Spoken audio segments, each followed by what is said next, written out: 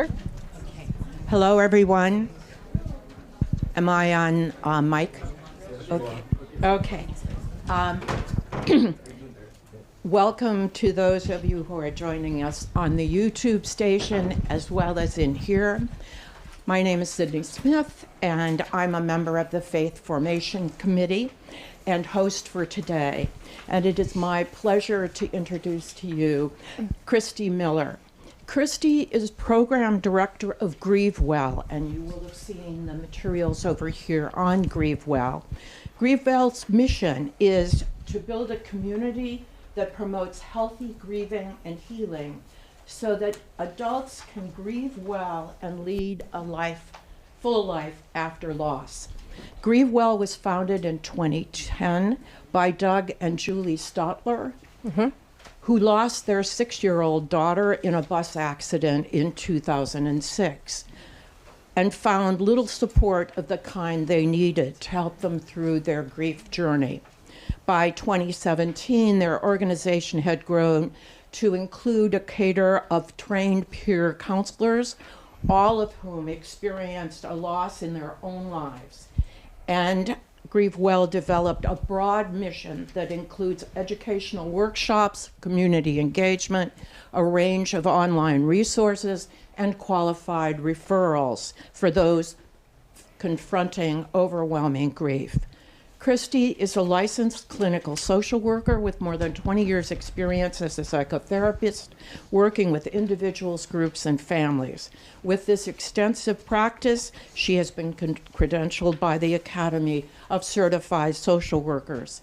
As program director for GrieveWell, Christy trains and guides the peer counselors who work with clients, and she oversees all grief training and workshops, ensuring that they reflect best practices and are informed by real-life experiences.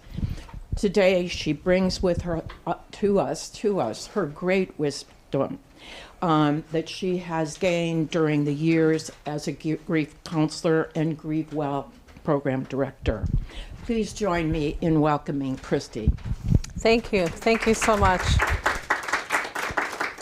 Thank you for that warm welcome. Thank you, Reverend, for allowing me to come today. I'm so excited to be able to come today and share with you some information about grief and the holidays and also special days. I know that Thanksgiving had already passed this Thursday, which is a difficult holiday for some, and I know we're kind of going into the holiday season. So I just wanted to give you some practical information that you could use while grieving the loss of a loved one. So I just wanted to go through, I have some slides that we'll go through, and you also have a workbook. Everything that I'm going to talk about today is in that workbook. I know some people are like to follow along, and some people are writers. So go ahead, and if you need to take notes, go ahead and do that. I'm very informal. Usually I'm not standing, I'm usually pacing back and forth. So just feel free if you have any questions to stop at any time, and we'll go through that. So I just wanted to go through briefly again a little bit about who we are. As you know, we're a nonprofit in Ann Arbor. We're actually located inside the American Red Cross building in Packard. We rent some office space up there. So we've been there for many, many years. We share space as well with AARP is up there. So if anybody knows that location, that's where we're at. Or if you've given blood, we're in that building. As we were introduced, we do offer one-to-one peer support. So they're not group support. It's not group therapy. It's one-to-one. We have volunteers who've experienced a loss, and we match you up with a like loss. So if somebody's lost a spouse or a partner, we match you up with an individual who's lost a spouse or a partner. If you've lost a child, we'll match you up with somebody who's lost a child. And then from there, it's up to the two of you to decide when you want to meet. Once a week is what we would recommend, or sometimes people do that twice a month, and we can follow you up to 9 months free of charge. So we follow people throughout their grief journey. We also realize that families family and friends. People may not come to us to seek support, but look to family and friends. And so we really feel it's important to build a compassionate community, because oftentimes family and friends don't know what to say or how to support their loved one. So we really feel it's important to provide some education for that. We also do creative healing events. You will have a handout, it's over there. It's kind of a calendar of events. We know that people may not seek out support in traditional ways, so we offer grief yoga. If you're interested in grief yoga, that's virtual online. We do a baking class as well, grief baking. We do a grief art class, grief music. We have a poetry workshop coming up this week, as well as grief yoga and grief art. So please feel free to take a look at that. They're all free. You just sign up online and can participate in those events. Before we get into the specifics about kind of grief in the holidays, I wanted to just kind of give you a little bit of a framework about grief, just so that we're talking about kind of the same definitions that I'm talking about. Just so this may be new, this may be old information to you, but we're just going to go through kind of the definitions of what grief are. Grief is a natural reaction to loss. It's our thoughts and feelings that we have about our loss. It is our inward feelings that we have about loss, and that's the biggest thing that I want you to take away from this slide, which is grief is our inward feelings. It's what we're feeling on the inside, okay? So people may not see that, right? We may wear a mask on the outside, but it's what we're feeling on the inside is what grief is. And it's the process of experiencing the psychological, behavioral, and physical reactions as it relates to loss. To me, grief looks like this, right? Kind of blown wide open, just not feeling whole again. This is just a piece of art. There are many art pieces out there, but this one stands out. This one resonated with me in terms of grief. And then I'm just going to talk about mourning. What mourning is. Mourning is the outward expression of grief. So remember, grief is the inward. Mourning is our outward expression of grief. Many people grieve, but they do not mourn, right? They don't show that on the outside. You may see somebody grieving or know that they're going through, and you ask them how they're doing. I'm fine, right? Not sharing kind of what's going on the inside. We express mourning through kind of displays of emotion, art. We may set up scholarships in honor of our loved one. We have a funeral. That's kind of an example of outward expression of mourning, right? People come support us during that time. So I just wanted to kind of share with you those two definitions, just so that you're kind of aware. Grief is the inside. Mourning is kind of what we express on the outside. I just wanted to spend a few moments about myths of grief, just to kind of give you the foundation of grief. There are so many myths out there about grief that we have, that we bring kind of forward with us from our own family experiences. Maybe it's even cultural in terms of myths. But these are the big three. There are many myths out there, but these are the big three that I often hear from people when they come to GrieveWell. The first one is the pain will go away quickly if I ignore it. Right? If I ignore my grief and I shove it down and stuff it down, it'll go away quickly. Anybody out there who's grieving? What's the answer to that? Wrong. Right. It's not going to happen, right? Because it's going to bubble to the surface. Our body has a way of holding on to that, right? And it's going to come out, whether it's in physical ways, cognition-wise, easily distracted. Maybe we're having pounding heart, difficulty sleeping, appetite changes. So it may bubble up, a couple months. It may bubble up a couple years down the road, right? So again, it doesn't go away if we ignore it. That's just in terms of the fact. It's helpful for grievers if friends don't bring up the subject of loss. What about that one? That's for if you're supporting somebody in grief. That's a big one for people. I don't want to make them sad. I don't want them to be thinking about their loved one. So I'm not going to talk about the loss. Grievers, anybody want to take a stab at that, right? I find that the friends that wouldn't talk to me about it are really my friends. Okay, right. You find out who your close friends are. You do. Yeah. Yep. Those that are willing to go into that vulnerable space with you, right? Yep. Right. So if you're supporting somebody in grief, it's okay to talk about their loved one. We're already thinking about them all the time, right? You're not going to make us feel more sad.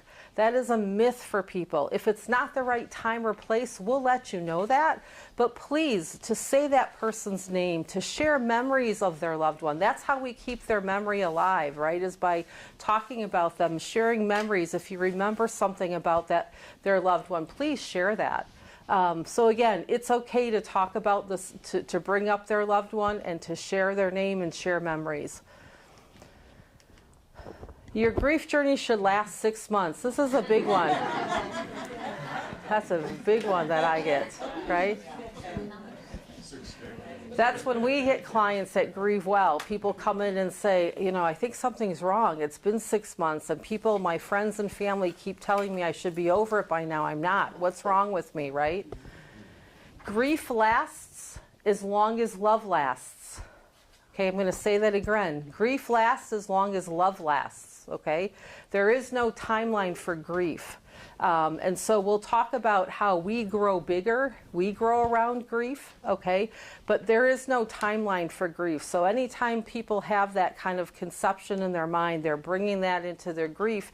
And what does that do for the griever, right? The griever feels like they're grieving wrong. Something's wrong with me because it's been 6 months and I'm still carrying this weight of this grief, right? So again, grief lasts as long as love lasts. Realistic expectations. Your grief will last longer than you expect. Grief takes more energy than you could ever imagine, right? Just to tend to your grief, getting out of bed. Maybe it's just the normal things you used to do on a daily basis have difficulty doing. Maybe, paying attention, concentrating. And then, excuse me, sometimes you feel like you're going crazy because you have all these emotions kind of happening all at once, okay? We can go from worried to sadness to anger to frustration to mood swings, okay? We know that grief is just more than sadness. It's a whole gamut of emotions. I put this in here just because I wanted people to see, oftentimes people have this notion that grief shrinks over time. Grief doesn't shrink. Our life gets bigger. We grow around it. So if you think of kind of like a black circle in the center and you draw a crayon with red around that black circle, then you take a blue crayon and draw another circle around that one and then keep going with different colors. That's what happens. We grow bigger. Our life grows around grief. Okay, the grief doesn't shrink, if that makes sense. The jagged hole, we have a hole in our heart, that hole stays there, but the jagged edges become softened over time, right? How we want grief to work, we want there to be a straight line, a stop and a start, and we want to know how quickly we need to get through it and what do we need to do. Actually, how grief works is actually like this ball of yarn, okay?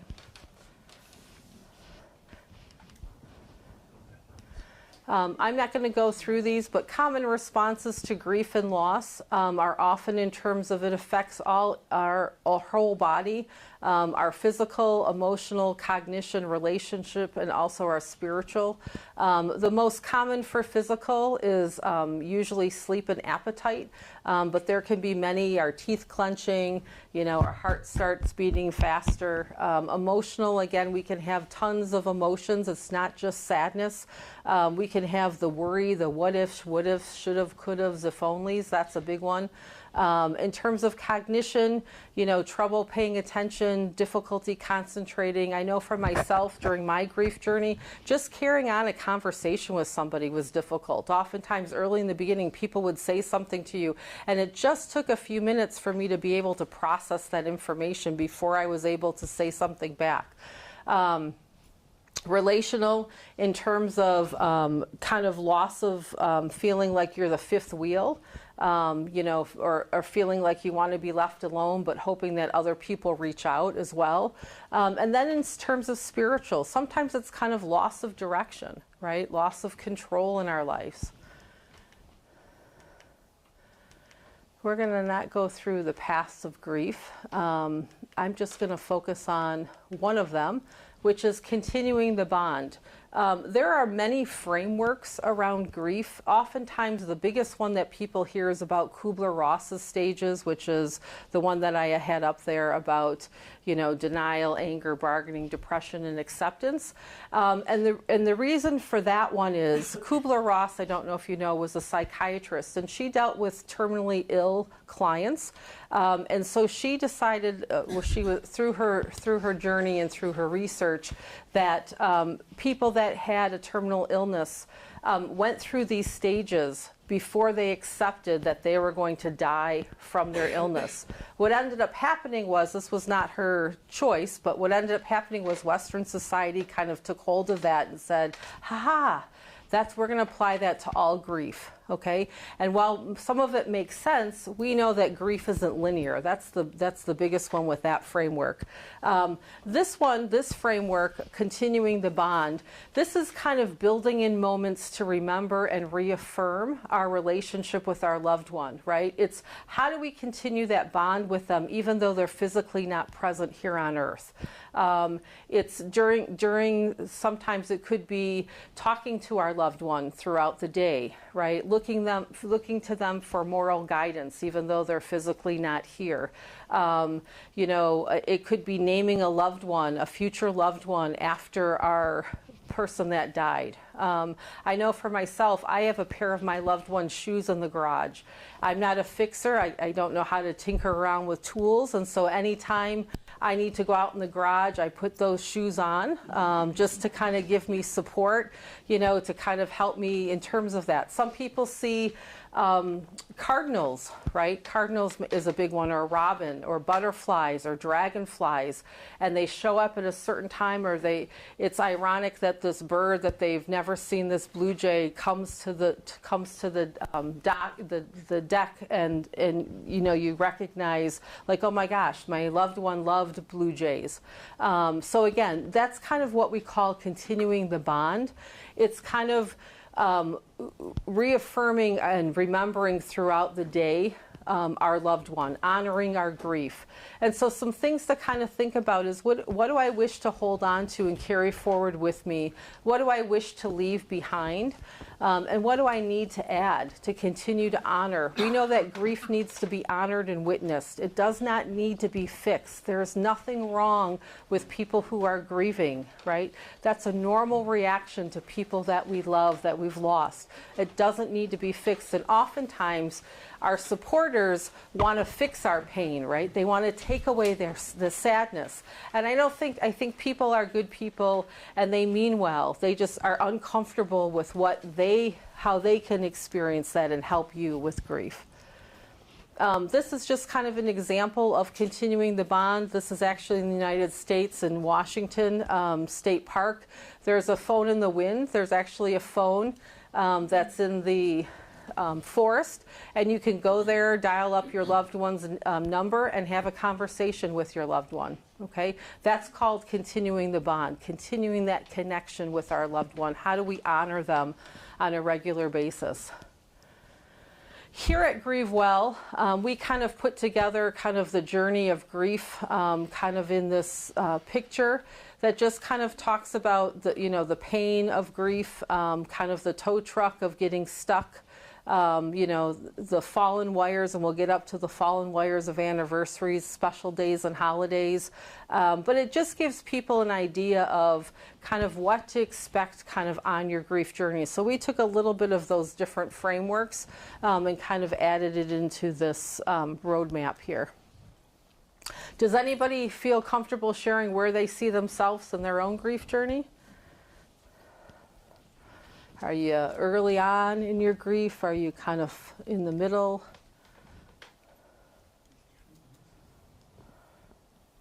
Pardon me? Yes. Today, it changes. Yes. But I think I'm probably pretty close to the end, but it's taken about 20 years. Okay. Okay. When I say the end, I mean the full life after all. Yep. Yep. Thank you. Thank you for sharing that.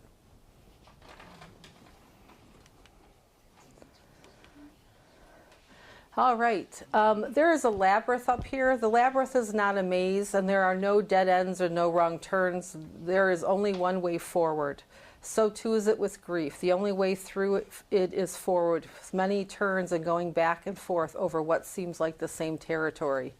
Similar to grief, right? We go over and over the similar territory. So let's talk about kind of special days and holidays, because this is kind of that season coming up. But I do want to caution you, there are other days other than the holidays that can be grief triggering for us as well. Those can be anniversaries, those can be death days, those can be birthdays, but also an ordinary Saturday can be difficult too. So I just kind of want to caution people with that as well. We'll talk about kind of the holidays, but this can apply to kind of any of those days as well that kind of come up with us. I'm hoping that you'll be able to kind of understand a little bit about grief triggers and what your grief triggers are, kind of looking at your holiday values and what's important to you, and then being able to come up with a holiday plan as we're entering the holiday season. So that's kind of the whole purpose today, is just to kind of give you this information so that you have it so as you going into the holiday season for yourself. One of the things to kind of think about is whenever we experience kind of a natural disaster, we have to kind of survey the damage, right, before we're able to rebuild, okay? That is similar true to grief and our emotions, right? We have to kind of survey the damage of our emotions from the loss, and how do we kind of rebuild that life, okay? What does that look like? And one of the things to kind of think about is mourning our past holidays and special days. So some things to kind of think about for yourself is, when will I feel the absence of my loved one the most during this holiday season? What is the biggest fear I have about the holiday season as I'm entering the holiday season without my loved one? What is my biggest fear that I have? What roles did my loved one fulfill as we celebrated the holiday? Maybe they had a special role that they took place in. Maybe they baked all the cookies, or maybe they cut down the Christmas tree. And what traditions will I need to or want to change? And it's okay to do that. There may be traditions, family traditions that you have that you may want to change this year. That's okay. You may want to adapt.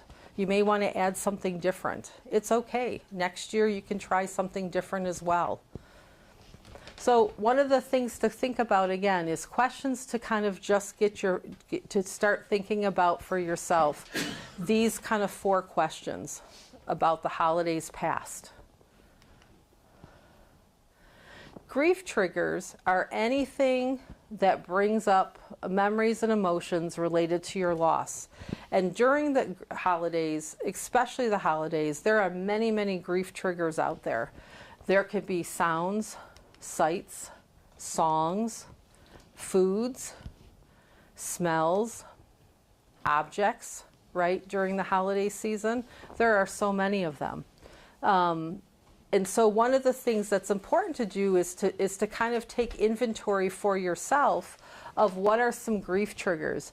You have in your handout there, you have this chart that's in there, and I'm just going to give you a few moments to think about for yourself what are some grief triggers for you this holiday season. I know one for me is Christmas songs. There's a specific Christmas song for me that I have to avoid because that'll just kind of send me into a tailspin, right? And I do my best to not play the Christmas music because I know sometimes in September I think some radio stations start playing Christmas music. So I just kind of avoid that station, right? But so kind of identifying for yourself, what are some of those things? What are the grief triggers that you have? So I'm going to give you a few moments to do that, or if anybody would like to share them, if you feel comfortable doing that, we can do that as well.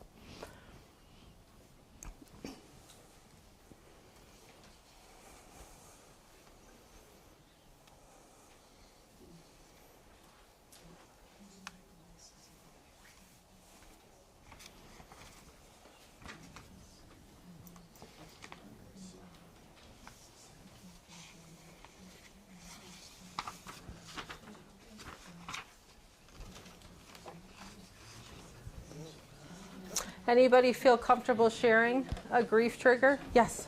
I have a question about triggers. Sure. I have heard that if you have a fear of... Excuse me, just wait a second, because we have to get it on the mic for the people watching. I have heard that if you have a fear of flying in an airplane, you can take a kind of a course in that where you go on an airplane that's on the ground and you sit in the seat and you experience what you might experience if you were really in the air.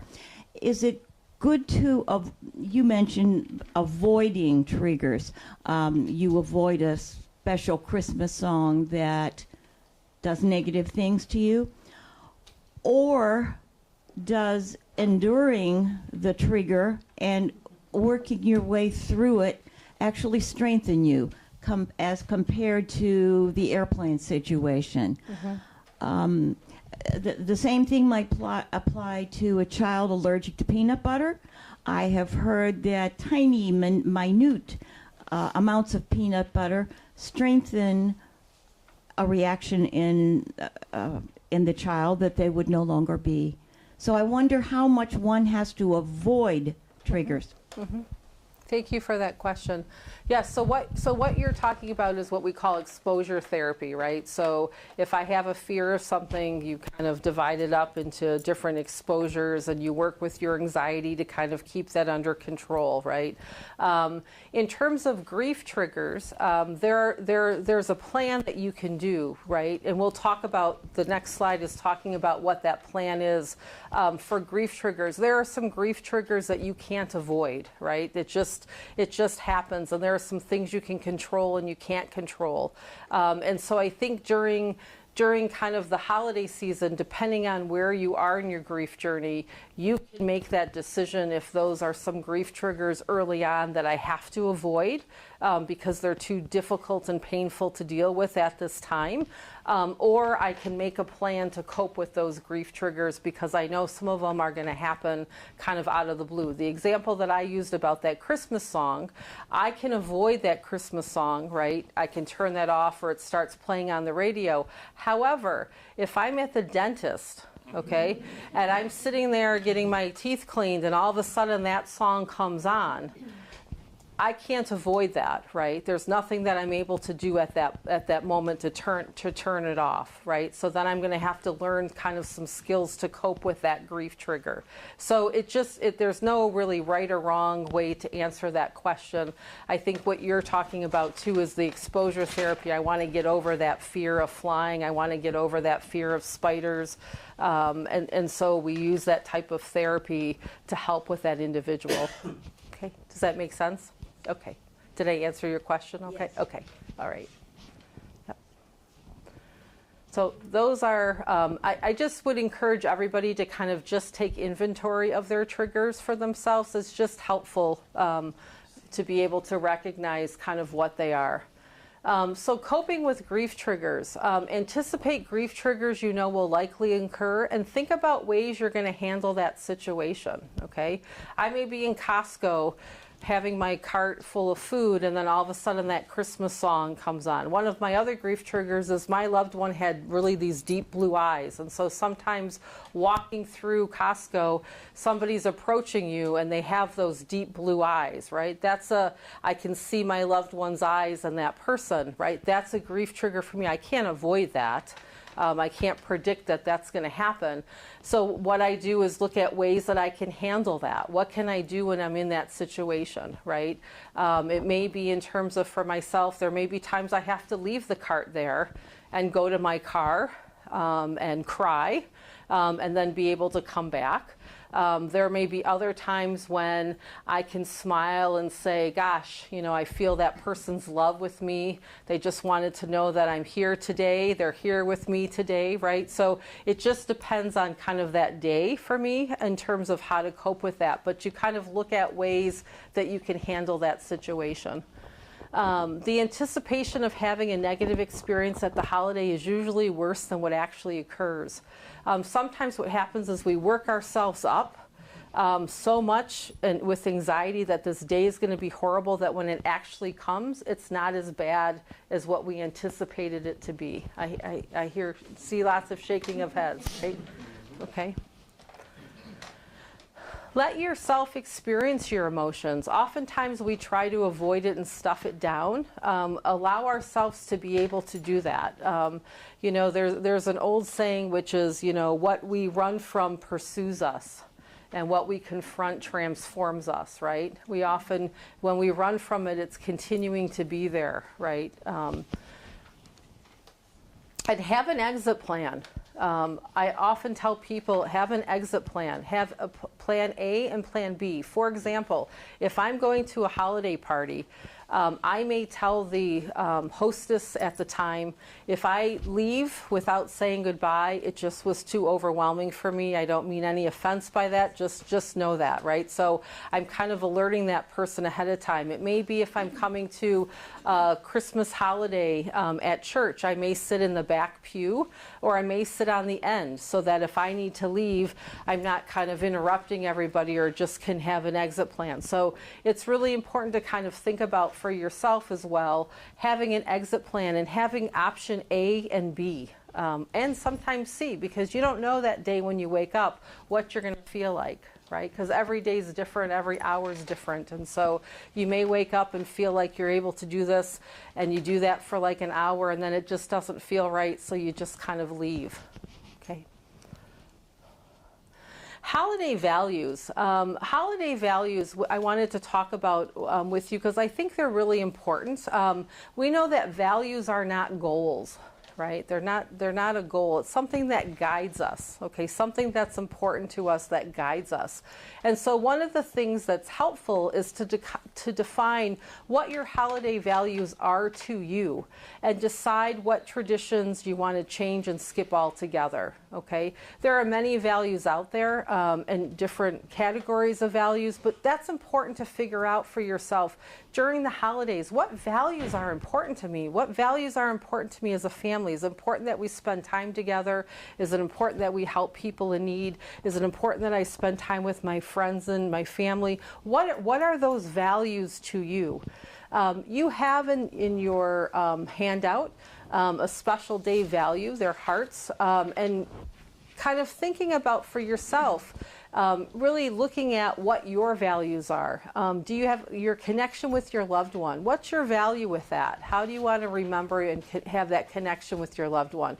Is there a value you have about health and physical well-being? What about community and service? What about family, friends, spirituality? Okay, there are many other values. I just kind of put a few up there.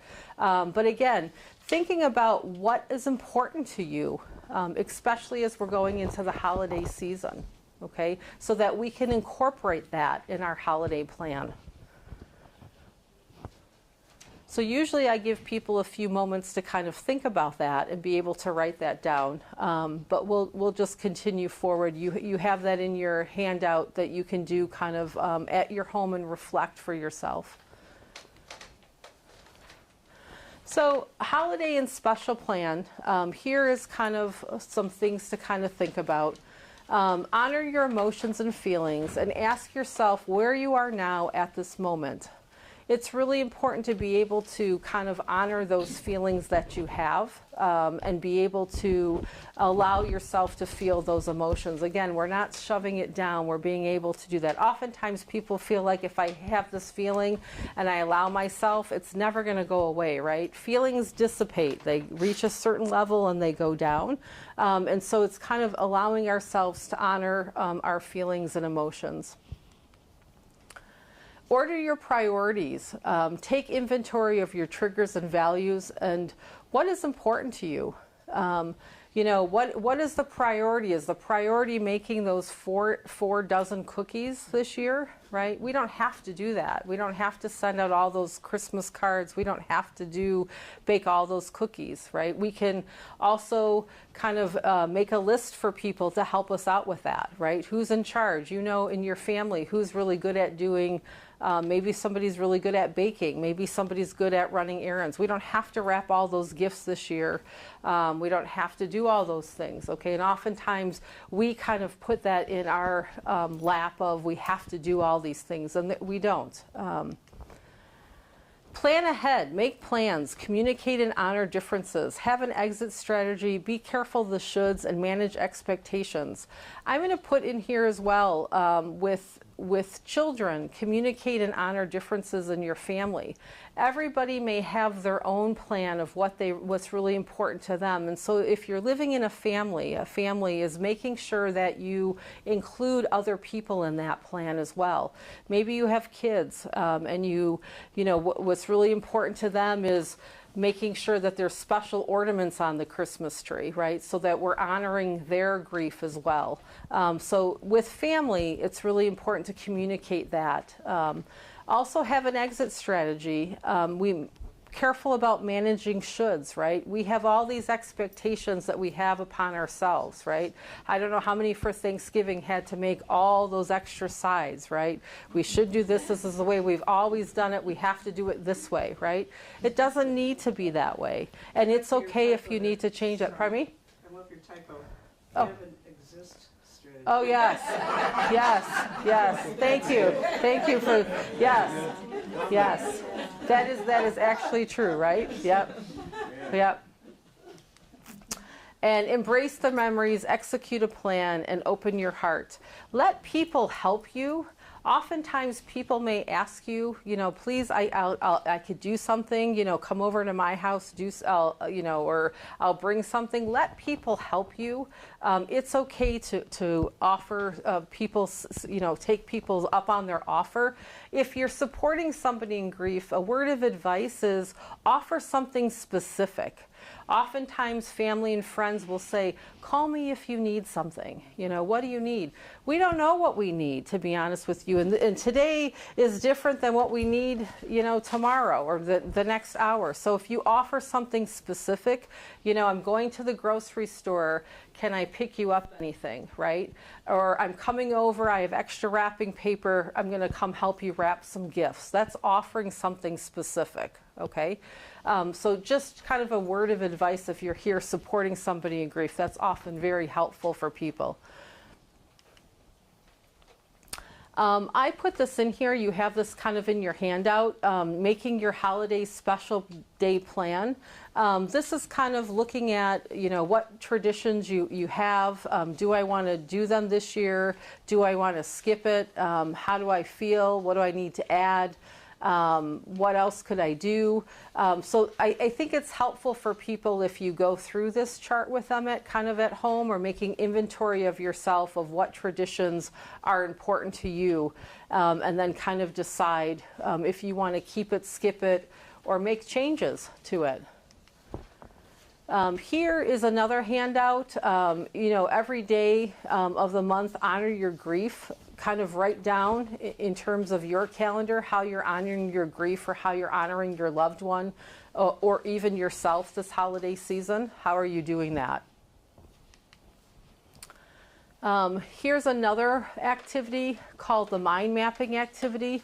And this is where you kind of put your loved one's name in the center. So for example, if I put, let's say I lost a parent, and I put my mom's name kind of in the center. And then from there, we as a family, kind of the bigger circles, we kind of write down things that she liked, things that kind of represent her. So maybe she was really good at photography, or maybe she did baking, or maybe she traveled, she liked to travel.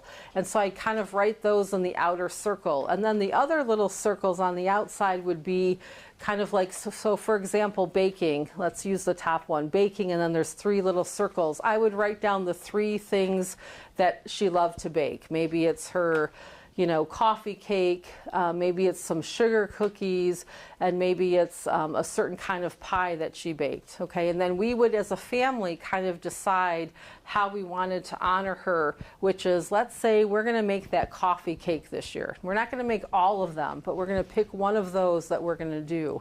So that's just kind of a way of talking about. What this does too is open up communication with family members to tell stories about their loved one, right? Oh gosh, remember when mom, you know, she baked the coffee cake and she forgot to add the yeast, so it came out and it looked like, you know, this flat pancake in the oven. Remember that time? Or remember that time we had to make all those sugar cookies? You know, so you get to have that conversation about your loved one.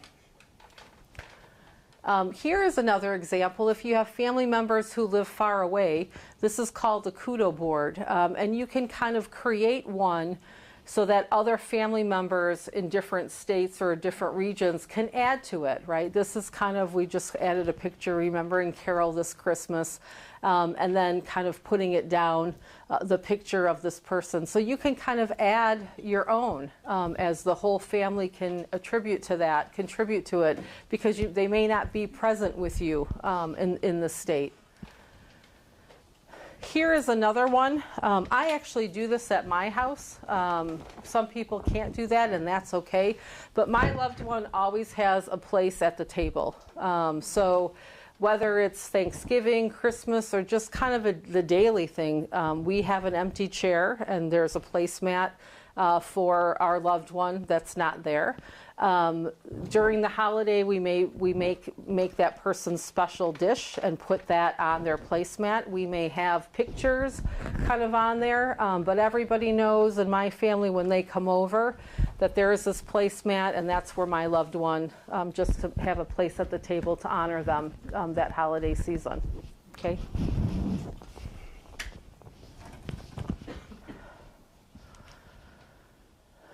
So some tips for navigating special days and holidays.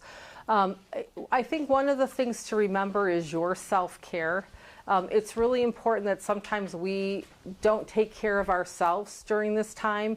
And so making sure that we're eating, making sure we're getting rest, making sure we're avoiding drugs and alcohol, right, during this time. And just taking that extra time for ourselves. Trying to also getting out of nature. You know, trees don't care if you cry. You know, taking a walk in nature, spending time with nature as well. I think allow yourself to feel. Again, we sometimes tend to push our feelings down. It's important to allow ourselves to feel what's ever bubbling up. I promise you the feelings are going to dissipate. It's not going to be at that same level all the time. And allowing yourself to feel whatever it is that you're feeling that day. Set limits. It's okay to say no. It's okay to tell them that you're not able. I use the example about baking the 4 dozen cookies. It's okay to set the limits for that, that you're just not able to do that this year. And maybe you don't want to return to that ever. You know, some people, I hear stories about people who say they make these holiday dinners and then they're in bed for 3 days because they can't get up because of all the work that they did. Why are we doing that to ourselves, right? We need to kind of also have some self-care for ourselves. Caring, allow other people to help you, right? Allowing other people to take up on their offers. Remember your loved one, however you want to hold and honor that memory with them. How do you remember your loved one that day, throughout the day, continuing that bond with them, continuing that connection? And hope. You know, one of our peer counselors, you know, early on in grief, people lose their hope, right? They don't have hope. So our peer counselors actually hold on to that hope until you can find it again, right? You're sitting across from somebody who's been there, who's experienced that loss, and who's thriving again. So we hold that hope until you can find it again. Here is, I don't know if you've ever gone to Refuge in Grief, but I suggest that's a great website to go to. There'll be another one that I'll talk about. But this is from Megan Devine, and she wrote the book, It's Okay Not to Be Okay. I don't know if anybody has read that, but that's an awesome book to read. She came up with this little comic strip, you know, travel someplace new for the holiday season. Look for small moments of comfort. Get out in nature, volunteer, aim for peace rather than holiday joy. Have an exit plan for your holiday parties, wear headphones out in public, to avoid holiday music. I guess that's how you could do that, right? Wear those headphones. Give grief a place at your table. Include them in rituals. Connect with other grieving people. Find comfort, a comfortable place to be sad, and spend quiet time with friends. Do what feels right for you. I just put a few reminders up that I just wanted to share with people. Special days and holidays after a loss are hard. Go easy on yourself. Again, we can cut back all those traditions. We don't have to do everything that we've done before. You are not responsible to meet anybody else's holiday wants at the expense of your own. Your connection to your loved one does not live in your pain. It lives in your love for them and your memories and the way they live on in your life. I'm going to say that one again because that's a big one, because we hold on to that pain. Your connection to your loved one does not live in your pain. It lives in your love for them, your memories, and the way that you live on they live on in your life. Your ability to make space for joy in a world without your loved one is not a betrayal. Right? Oftentimes we worry about we can't be happy or we can't feel joy. We can live within the and, right? We can feel sad and joy. We can be grieving and have moments of happiness, right? And oftentimes we're so black and white with that there's such a gray zone in there, right? So we can make space for joy in our world, and that's not a betrayal. We're always going to miss our loved one, and we're always thinking about them. Short of amnesia, I don't think we'll ever forget our loved one, right? Your grief and your love for the person you've lost will always live fully and deeply alongside your joy. They walk alongside you. Okay?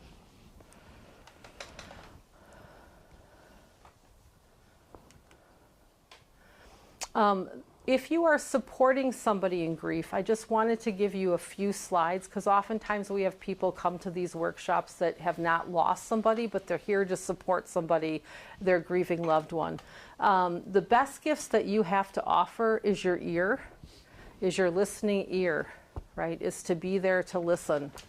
Your desire to understand what they're experiencing and going through, not the intent to respond. Oftentimes when we're sitting with somebody, we have the intent to respond, that's what we want to do, as opposed to just sitting and listening and trying to understand. Our enduring compassionate presence, right? Just being there, holding that space for them, right? We don't need to fix grief. Grief doesn't need to be fixed. It's holding that space for them. Being non-judgmental, that's a big one. Oftentimes people will handle grief or do something differently than what we may not agree with. But we shouldn't be judging that, right? Like, oh my gosh, why is she doing this? Why is she handling grief this way? Okay, we have to be non-judgmental about that. Every grief journey is unique, right? It's unique as our thumbprint. So even though I may have lost a loved one and you lost the same loved one, we may have some similarities, but I don't truly connect with her in terms of her own grief. That's her loss, right? It's unique as her thumbprint. And time. Be there for the long haul. Oftentimes people are there, but long after the casserole dishes get returned, to be there for your loved one and support them. Caring and feeding for your grieving friend. Again, this is from Refuge in Grief. Leave them care packages. Be specific about how you can help. Ask questions, right? Talk about their loved one. Remembering the big days, but also acknowledging the little days. Parallel play, just being with them, right? You don't really have to say anything, it's just being there. Women usually have intimacy, face to face, and men have activities shoulder to shoulder. So again, just kind of the parallel play. I'm generalizing, that's not for everybody. Say their name, say their loved one's name. Let them be sad and be awkward. It's okay to say, I don't know what to say, just know that I care, right? I just care about you. I don't know what to say. I can't take away that pain. And if you're helping your grieving friend during the special holidays, be supportive of the way the person chose to handle the holiday or special day, right? Let's not be judgmental about how they choose to handle that. offer specific help. Maybe invite your loved one to your house this holiday season. If they've always had Christmas or they've always had Thanksgiving, maybe you can invite them to your holiday party. Donate a gift money or in honor and memory of their loved one. Just listen. Listen to, what they're saying. Reach out, remind them that you're thinking of them, right? Again, it's avoiding how are you? Right? I don't know if anybody's had that, but even when you're going through the grocery store, people calling up, people will just say, how are you? How are you doing? You don't really want to know how I'm feeling, and I may not share with you truly how I'm feeling that day, right? Because I may be full of rage or anger, and that may be scary for some people. And so kind of just asking them, it's today, how are you feeling today? Or how are you feeling at this moment, right? As opposed to kind of general. Or the one that I love the most when people would call you up and just say, it's just so nice to hear your voice today. Just wanted to talk to you. It's so nice to hear your voice. Reach out to them. Let them know you're thinking of them.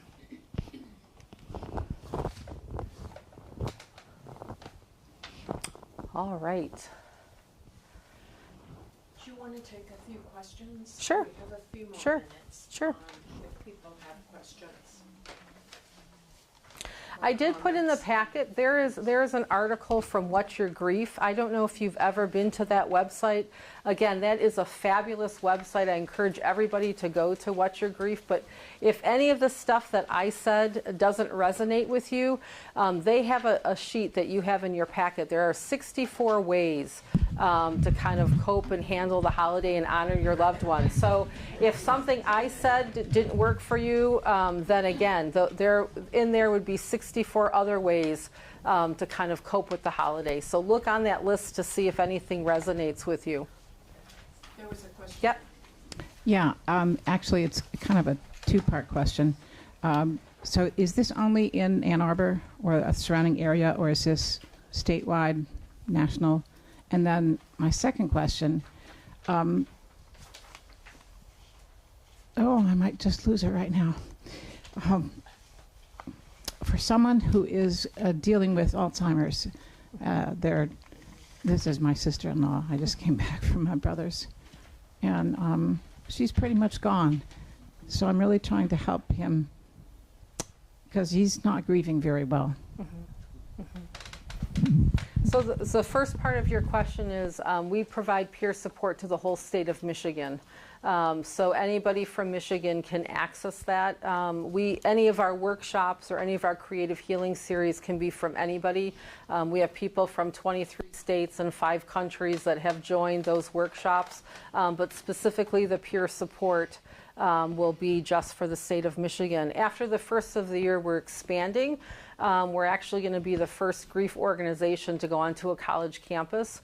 And so we're actually going to go to Arizona State University first. And so we'll provide peer support for the whole state of Arizona. We're hoping, our goal is nationally is to be able to have a GrieveWell center in the whole, in all the states, and that everybody can access peer support. And then your second question related to Alzheimer's and dementia. Yeah, that's very difficult in terms of what we call anticipatory grief, right? It's you're with that person and you're grieving along, even though they're physically still present with us. And that's really difficult to do. I would recommend that they reach out to like the Alzheimer's Association. They're very helpful with that, because each time you see that person, you're getting a different person, right? Depending on the day and how well they're doing or not doing, and how aware they are or not aware. Yeah. Yeah. I was just so pleased to see that you're offering a grief baking, and I was going to say that if you'd like to offer grief eating, I would be happy to teach that course for you. Okay. We have a grieving friend in the church who told me after her dad died that it was her season of cheese. Yeah. She was entering her season of cheese. Yeah. Also, I just wanted to say about your slide about what we can do to help other people, listening to them, asking what we could do. I hope that people will do that for the long term, not just the first year, because so many people in my first year of grief were really great, but I didn't really begin grieving until the second or even now the third year. So Yes. now is the time when I really want people to call and say, can I wrap your presents? Because I'll say yes. Yes, yes, thank you. Yes, that is true.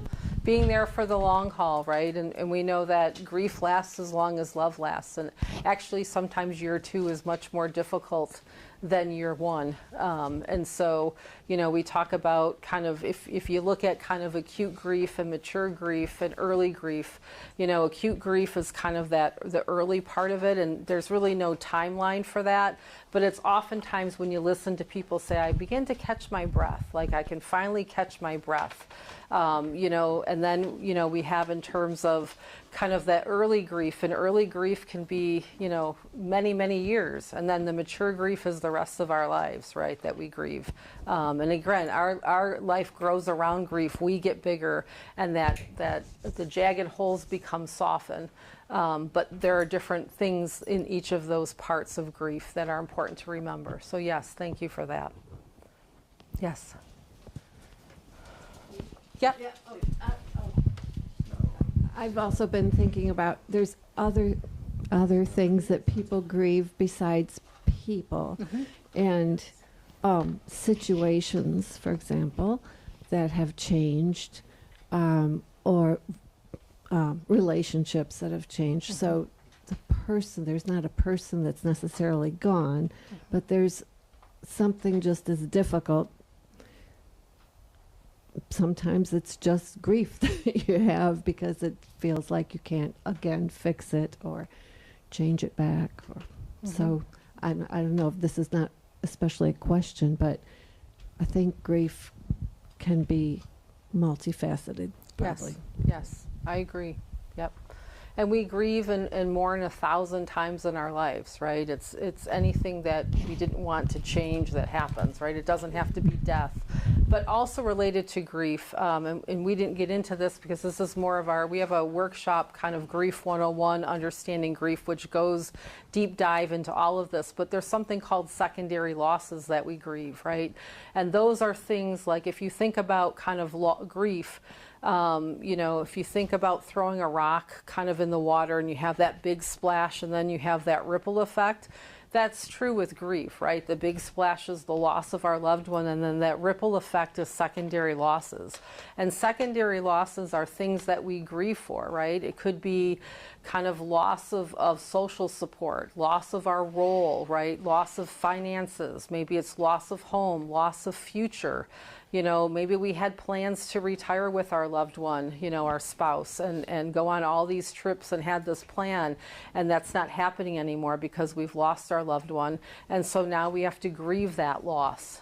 We can have loss of financial support, loss of home. Maybe we have to sell our house or move because of the loss. And so those are all secondary losses that we have, that we grieve, and that's created just by one loss of our loved one. But it can also be the day-to-day stuff. I mean, maybe you loaded the dishwasher and your husband unloaded, or your spouse unloaded the dishwasher. Maybe it's somebody did the cooking and somebody did the cleaning up.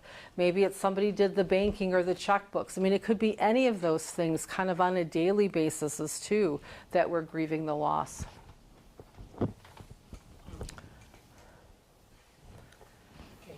This will have to be the last one.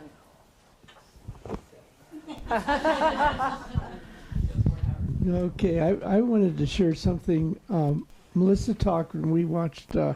We did it on Zoom. The Doom, Life After Doom, and she mentioned Richard Rohr, and we had in Lunch and Learn with the we had a talk on Chautauqua. Some of you were there probably, and we went to a Chautauqua, our first one. And it was based, the theme was the second half of life. And who's speaking but Richard Rohr? So we went and listened to him talk about some of it. He's written many books. They're very fascinating. I would recommend them to all of them. But anyway, someone, after the talk, he said, Richard Rohr said, are there any questions or comments, just like we're doing right now? And this woman stood up and said, My husband died yesterday. Oh. And how do I deal with this? And I thought, this is going to be a real test of Richard Rohr, what he says. And he said, find 2 or 3 of your best friends and talk with them about it. Mm-hmm. This group is not the place. This isn't a good time. Mm-hmm. I feel your pain, but this isn't the right place. So I think sometimes you have to find that friend, Mm-hmm. and that's a way to help you with grief. Correct. And you'll find out, you know, with all of our friend groups, right, we find out kind of who the listeners are, those that you can call in the middle of the night and will be there, you know who the doers are, you know, those that you can say, hey, cut my grass or take my kids or go take my dog for a walk, you know, and then there are also those listeners, right, those people that, we talked about the listeners that you can call at 2 o'clock, but also the people that if you need to have fun, right, and just distract you. We have a postcard, I didn't bring it, but there's a postcard that actually is some cute ideas, like, you know, I can, you know, go on Amazon and get you, you know, Kleenex boxes. You know, what can I do? But they're fun, lighthearted things, and we all need that in our lives, right? So we also have people that can do that as well. And unfortunately, there are some people that don't have that support, and I think that's where GrieveWell kind of fills that space. Is if you don't have somebody to support you, or you feel like you've burned out your friends and family, because oftentimes we may feel that too. We don't want to be the downer when we're going out with our friend group, but we still want to be able to process and talk about our grief. Give us a call, because we have peer counselors that we can match you up with. They can meet you virtually if you choose. They can talk to you on the phone. If you're local and our peer counselors local, they can meet up with you at a coffee shop. You know, we don't go to people's homes. We can go for a walk. You know, sometimes people go for a walk with their peer counselor. So again, GrieveWell is there to help with that if you're feeling like you need extra support. Thank you. Thank you so Yeah, much, you're welcome. Christy. There's a little Oh, gift we have. Thank you. A small light inside here, but to Thank you. for us, it will be when we see the lights over the holidays and the special days. Most of us will be having our own conversations with our own griefs. To grieve is to be human. It is the human condition. And thank you so much for the work you're doing Thank you. for others. Thank you. Thank you so much.